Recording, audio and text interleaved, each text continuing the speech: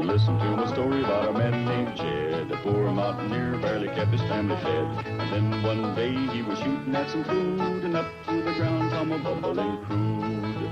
Oil, that is, black gold, Texas tea. Well, the first thing you know, old Jed's a millionaire. The kinfolks said, Jed, move away from there. Said, California is the place you ought to be. So they loaded up the truck and they moved to Beverly Hills, that is, swimming pools, movie stars. The Beverly Hillbillies.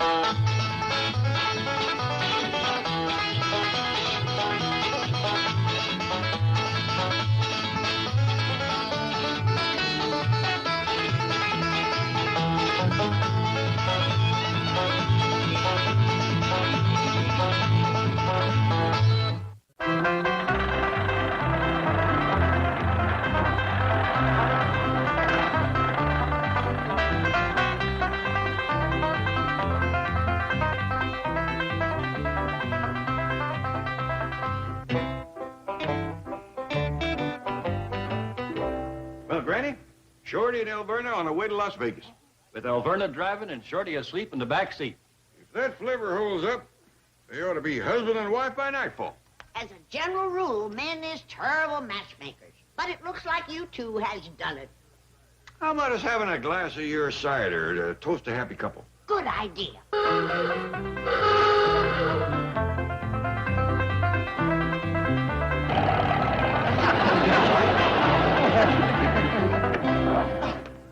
Alverna, what are you doing back here? Where's Shorty? That's what I'd like to know. Ain't he asleep in the back seat? Wait till you see what's asleep in the back seat. Wake up, you hairy little critter. Sounds like Shorty to me. Man, sakes. I've heard of a frog being turned into a prince, but somebody's turned Shorty into a ape. Did you kiss him, Melbourne? Of course not. When I got to the gate, I looked in the back seat, and there he was. Has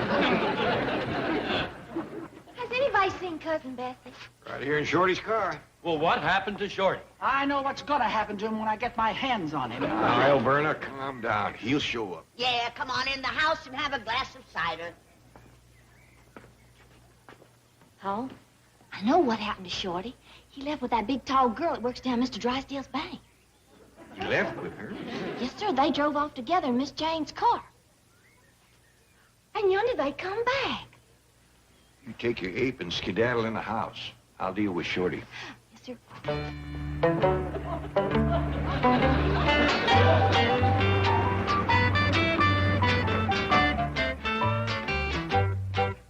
Thanks for the buggy ride, baby. Well, you said you had something important to tell me, but you never did. Slipped my mind, honey. You must have hugged it right out of me. Can't you remember what it was about? I think I was supposed to go to somebody's wedding in Las Vegas. How about dinner at my place tonight? Sounds great. I've got some groovy new records. Good, we can dance. Oh, I love to dance with you, Shorty. You're so cuddly. You too, Gloria. And there's so much of you to cuddle.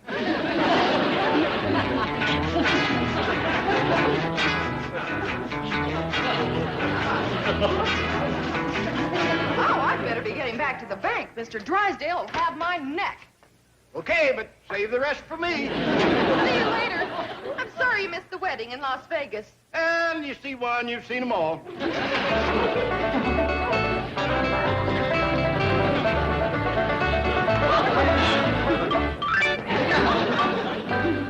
Who was that, Shorty? Who's what, Jed? That girl.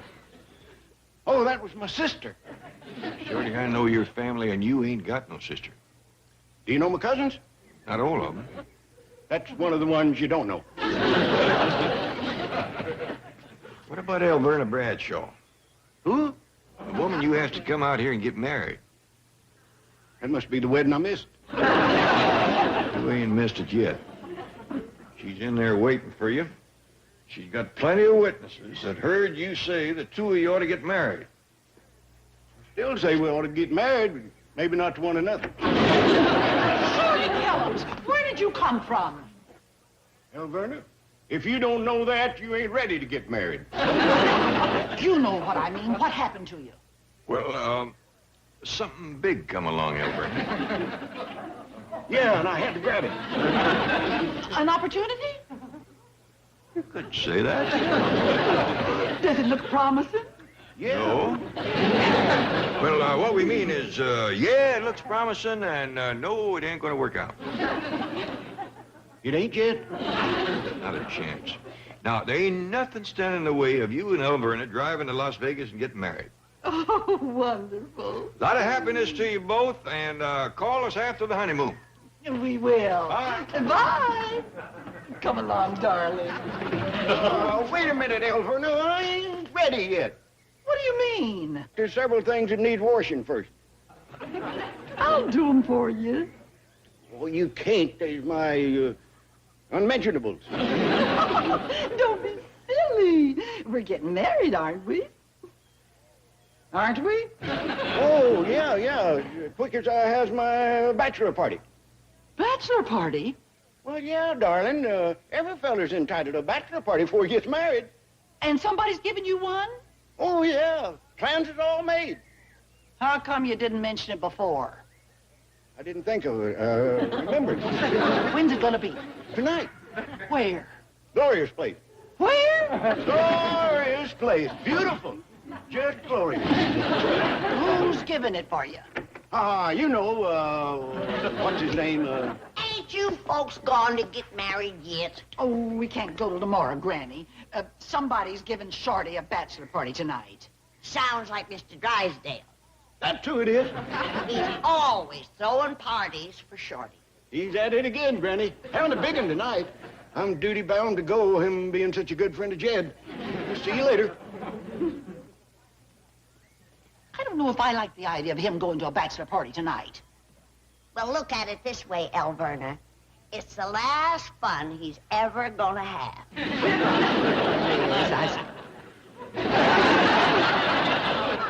Excuse me, Chief. Mr. Clampett's on the telephone. Oh. Mr. Clampett, dear friend, what can I do for you? Well, I called to ask you something. Anything at all. It's always a pleasure. What is it? Well, Shorty Kellums is getting married. Yes, I know. Are you giving him a bachelor party? A bachelor party? What? Yes, of course. It's gonna be tonight? Yes, tonight. There at your bank? You're right here, you bet. I'll just leave everything to me. Bye. What was that all about? Well, Mr. Clampett wants me to give Shorty Kellums a bachelor party tonight. Alert all the girls in the secretarial pool. Shorty, I want to apologize to you for doubting your story. I just talked to Mr. Drysdale, and he is giving a bachelor party for you tonight. The Dickens he is. Huh? The Dickens he is. Regular Dickens. Fun, no. Well, I'm going to go rest up for the party. Yeah, and tomorrow you marry Elverna.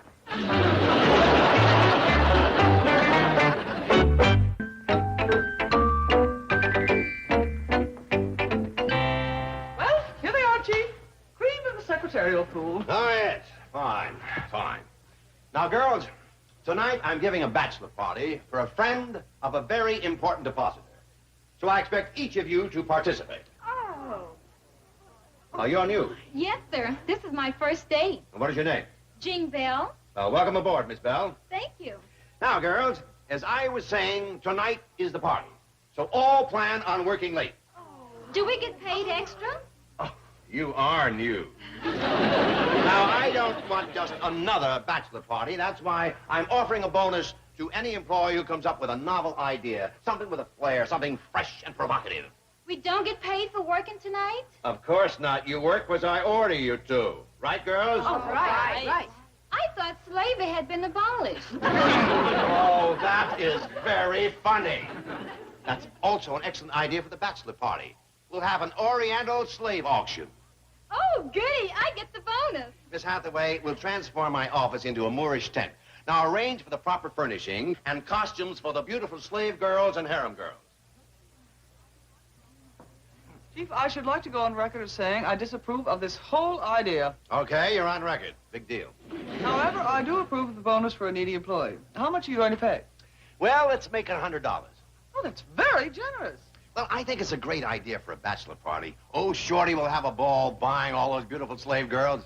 I'll go and tell Miss Bell about the bonus. Now, wait a minute. What business is it of hers if I get a bonus? You're taking it yourself? Well, naturally. But it was her idea. I say it was my idea, and I'm the boss. Taking $100 for that idea is absolutely unfair. You're right. I'll take 200.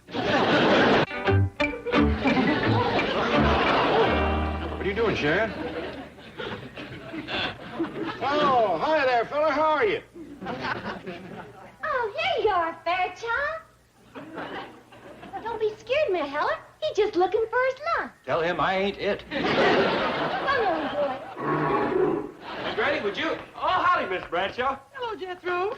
Granny, Miss Drysdale sent these costumes over for Ellie Mae. What for? In case she wants to be a slave girl or harem girl at Shorty's bachelor party. Hold it, Jethro. You mean there's going to be harem girls and slave girls? Prettiest you ever seen. A whole flock of them. Shorty's going to be a sheik.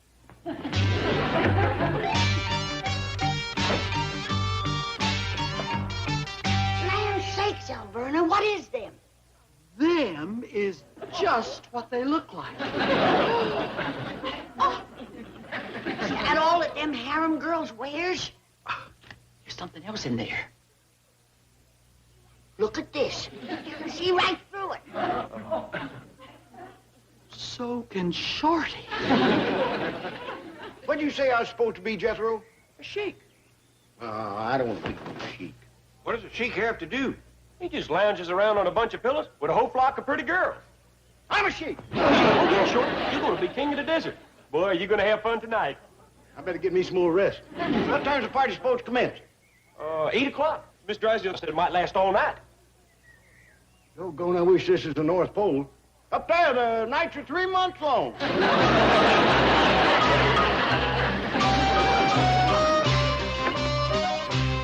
Shorty Kellums?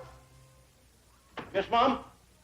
I don't like the notion of you're going to that bachelor party tonight. That's all right, Alverna. I liked it enough for both of us. Jed, are you worried about turning Shorty loose tonight? I am for a fact. I get the feeling if he goes to that bachelor party, he might just stay a bachelor. Alverna's got herself a wiggler on the line. He pert near split the hook this morning.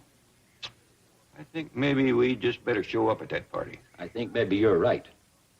After all, it was us that talked Shorty into proposing to Alverna. It's us that's got to see it through. Besides that, we might just have some fun. Let's put these on and go to that party, Alverna. Do you think we can get away with it? Sure. We've seen enough of them pictures where Theda Barra vamp fellas like Elmo Lincoln. Who do I look like, Alverna? Oh, Theda Barra. And you're a dead ringer for Elmo Lincoln. Come on, let's go.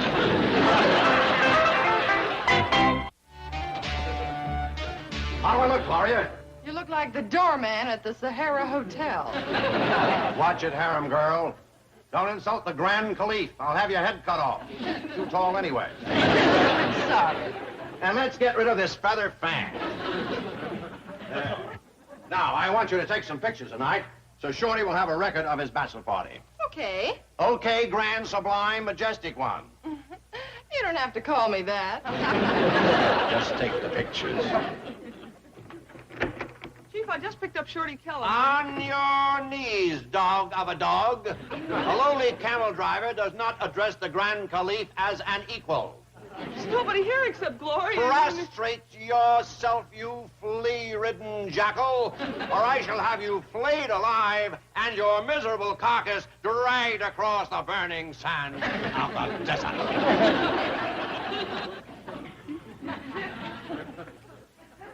This unworthy cur begs the inexpressible pleasure of addressing the glorious personage of the Grand Caliph.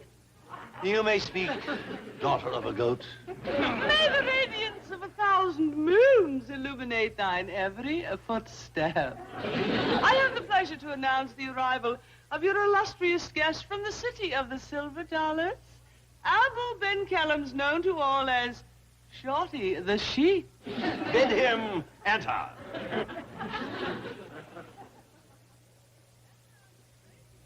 Enter, great sheik.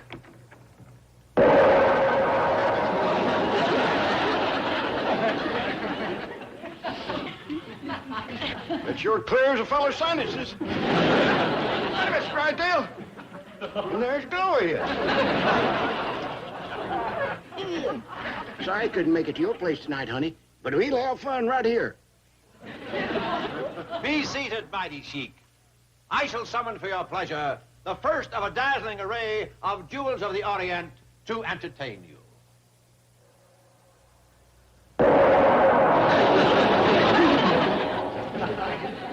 Behold this lovely creature, captured from the palace of the Sultan of Turkey, and she is going to perform for you the dance of 1,000 delights.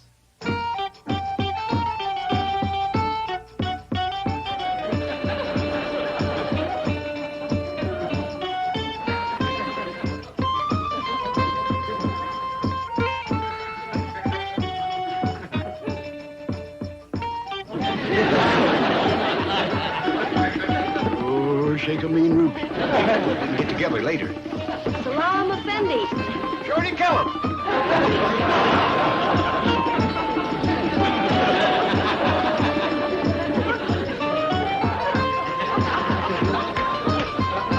Summon the next desert flower and be quick about it, sister of a lizard.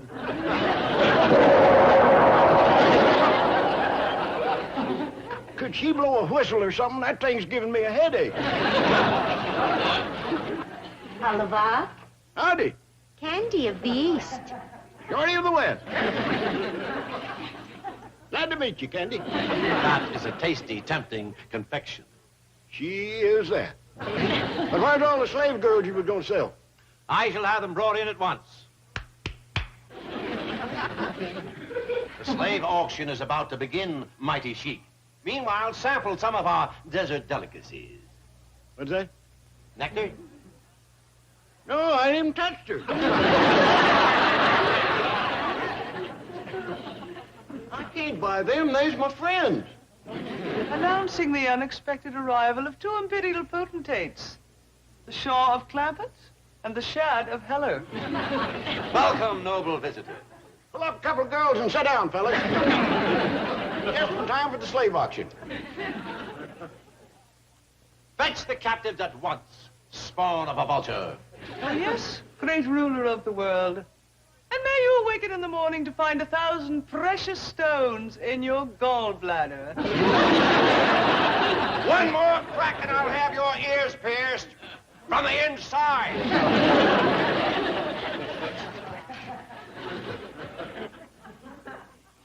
Noble visitors, feast your eyes upon these tantalizing captives. Diggity dog, one apiece. Let's take a closer look at the merchandise. Exactly like back home, is it, Shad? They don't have sales like this at the Emporium. As you can see, each of these girls is a gem of rare beauty, each a princess of royal blood. Princess? And you're selling them? Well, they have been captured, now they are slaves. True, Master. You may buy us as you would buy trinkets. We are baubles, bangles, and beads. We're Jed, Shad, and Shorty.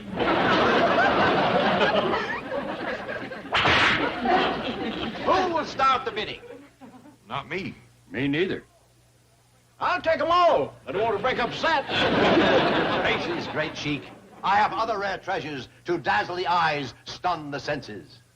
Bring in the newest prisoner, twin of a toad. At once, light of the world. And may thy royal tonsils grow to the size of watermelons. I've got to get a new camel driver. Let the auction begin. Wait a minute. Here come a couple more. To the auction block, slave, and let the bidding commence.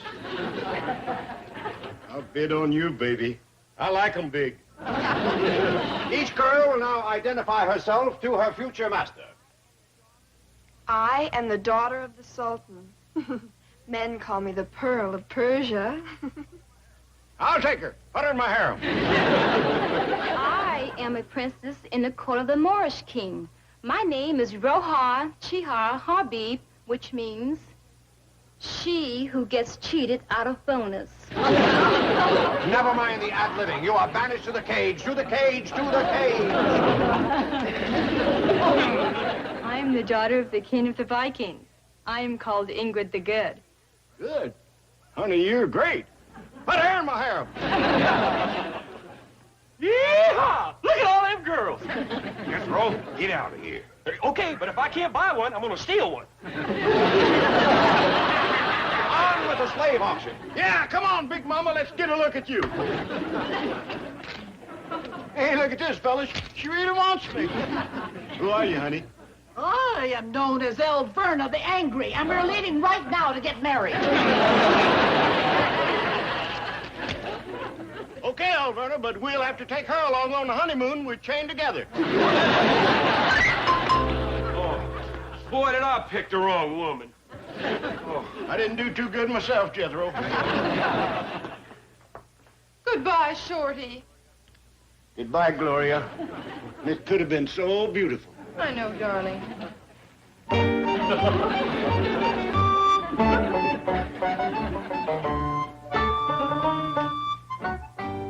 And you had to be a doggone blacksmith.